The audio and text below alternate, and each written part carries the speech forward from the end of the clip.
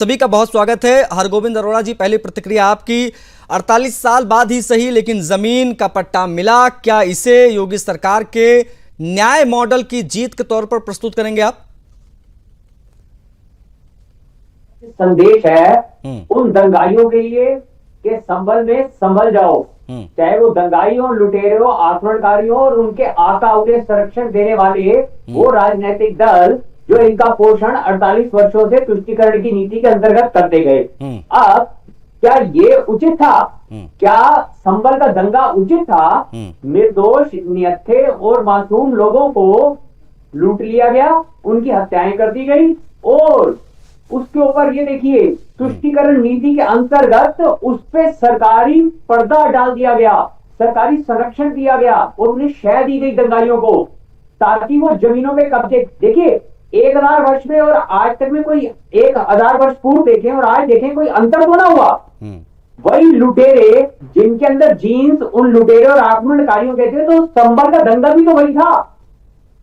एक संपन्न वर्ग और एक संपन्न शांति प्रिय समाज के लोगों को घरों में बैठे हुए लूट लिया गया और आज जो जमीन दी गई वापस, क्या वो लुटेरे जमीन अपने साथ लेकर आए थे संभल में? तो ये तो आज न्याय हो रहा है और इसका तो स्वागत होना चाहिए। पूरे देश के हर धर्म के लोगों को इसका स्वागत करना चाहिए क्योंकि ये न्याय है। डॉक्टर हरगोविंद अरोड़ा जी, इतना समय कैसे लग गया, जरा ये बताइए। योगी जी को तो काफी समय हो गया उत्तर प्रदेश रन करते हुए, इतना समय कैसे लग गया? और योगी जी ही क्यों? 1978 से अब तक न जाने कितनी सरकारें आई गई, इस प्रकार के काम पहले क्यों नहीं हुए? क्या लगता है आपको? देखिए, अभी स्वामी जी ने ना कश्मीरी पंडितों का भी जिक्र किया कि उनका जो पलायन हुआ तो अभी तक उनका पुनर्वास क्यों नहीं हुआ। मैं बड़ी विनम्रता में कहूंगा, जिस दिन जम्मू कश्मीर में स्पष्ट बहुमत से भारतीय जनता पार्टी का कार्यकर्ता मुख्यमंत्री बन जाएगा, उसी क्षण से ही कश्मीरी पंडितों का पुनर्वास प्रारंभ हो जाएगा। अब आते हैं संभल पर। संभल पर देरी क्यों? देखिए, देर आए दुरुस्त आए।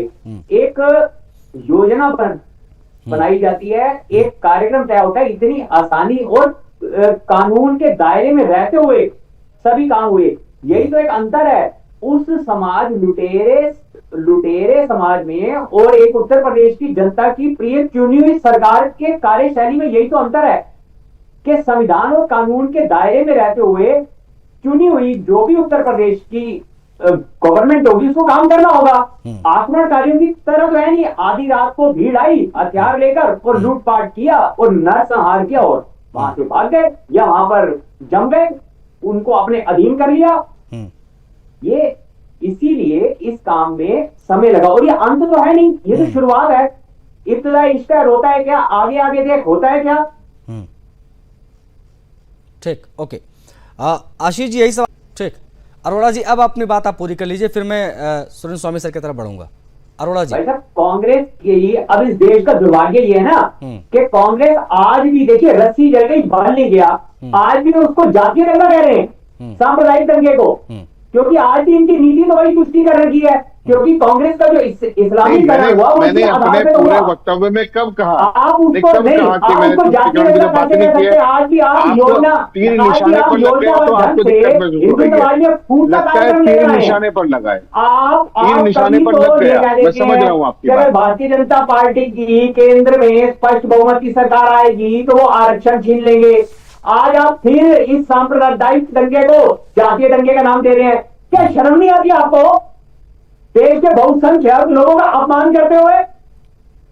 इसलिए मुझे कुछ सुनाई नहीं दे रहा ना, इनकी बात समझ में आ रही है। ये लोग क्या बोलते हैं, क्या करते हैं, समझ में नहीं आ रहा। कानों में कभी पहुंचा ही नहीं। इनकी आवाज भी क्लियर नहीं है, ना इनकी बात क्लियर है। अभी अपने मुख्यमंत्री की तारीफ करने से चिढ़ने लगे हैं, तो देखिए मुझे इसमें कोई अरे भाई साहब, अपने मुख्यमंत्री को पसंद नहीं करते। शर्म कीजिए। उन आप अपने मुख्यमंत्री को पसंद नहीं करते तो ये आपकी मजबूरी है। आपको योगी आदित्यनाथ के नाम से चिढ़ हो रही है, उनके काम से समस्या है। आपका विषय है, मेरा विषय नहीं है। आप केवल इतना बता दीजिए कि आप योगी आदित्यनाथ जी के काम को आगे बढ़ाए जाने से खुश हैं या नहीं है। आप इधर उधर मत जाइए, आप बिल्कुल ट्रैक से बाहर निकलने की जरूरत नहीं है। ट्रैक से बाहर मत निकलिए, सिलेबस से बाहर जाने की जरूरत नहीं है। जितनी पर्ची आपको मिली है उसका आपको पकड़ के जाना चाहिए।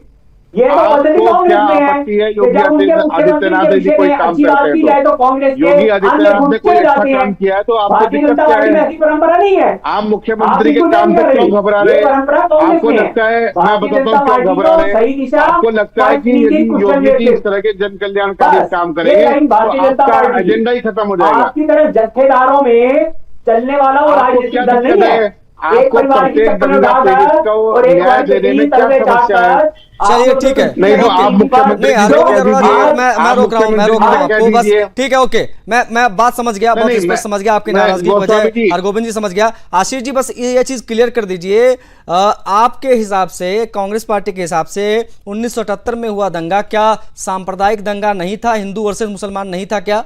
वो उसी को कंफ्यूज है शायद, वो आपने शायद जातीय कहा। नहीं मैं आपकी बात पर ही मैं प्रतिक्रिया ले लेता हूं। हरगोविंद अरोड़ा जी, ये जरा बता दीजिए कि इनका जो कहना है शायद कि रस्तोगी जी को मार्केटिंग का चेहरा दिखा दिया गया है, बाकी 149 लोग जो बाकी बचे हैं उनका क्या, उस पर क्या? देखिए, आज संभल में रस्तोगी की एक परिवार को उनकी भूमि मिली, उनको न्याय मिला और कांग्रेस के प्रवक्ता ने कहा बाकी 150। जब एक पर ये इतना विलाप कर रहे हैं, बाकी लोग जो सेम मामले में कन्विक्टेड रहे हैं या उनका नाम देने के रिकॉर्ड में रहा है, उनके परिवार के लोग आपको मिले या नहीं मिले ये बताइए। कांग्रेस संभल से भागेगी नहीं, आपको उनके परिवार के लोग कहीं मिले हैं या नहीं मिले? और अभी तो पूरा प्रदेश पड़ा है, पूरे प्रदेश में आरएसएस की और भाजपा की सांप्रदायिक सोच के कारण हजारों दंगे हुए होंगे पिछले 50 साल में, 70 साल में। उन सब दंगा पीड़ितों को न्याय देने का काम कब तक करेंगे? अभी तो 150 में से आपने एक ही ढूंढा है, अभी तो 149 लोग और बचे हैं, उनको भी ढूंढ लीजिए पहले। और सबको 100 वर्ग मीटर आशीष जी, अभी तो आपको तो इसकी भी बात करनी चाहिए sir, something is better than nothing. इतने सालों तक आप लोगों की भी सरकारें रही हैं सर उत्तर प्रदेश में, आपने मिलकर भी सरकार चलाई है, खुद भी आपके कई मुख्यमंत्री रहे हैं 1978 के बाद से लेकर अब तक। नहीं तो ये काम आपके समय भी हो जाना चाहिए था सर। मुझे मालूम है, आपको बताया गया है, आप मेरी बात तो सुन लीजिए। हाँ, 1978 के केस में फैसला 2024 में आया जी, तो हम बैकडेट में जाके कैसे उनको न्याय दे सकते थे? जब कोर्ट का ऑर्डर आया तभी तो बीजेपी ने उनको आयोजित करने का काम किया है।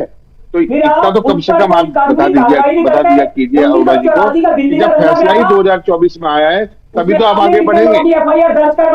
तो 2024 के फैसले के आधार पर जिसमें मुख्य FIR जो है रस्तोगी जो है उनके दादाजी की तरफ से लिखी, उनके दादाजी की घटना का उल्लेख किया गया, तो जो बाकी 150 लोग हैं वो कहाँ पर हैं?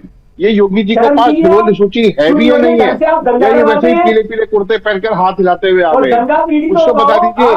150 लोगों में से एक परिवार आपने ढूंढ लिया क्योंकि वो मुख्य अभियुक्त के रूप में वहां मौजूद, मुख्यवादी के रूप में वहां मौजूद था, तो बाकी लोग कहाँ हैं? बाकी लोगों को तो बताइए।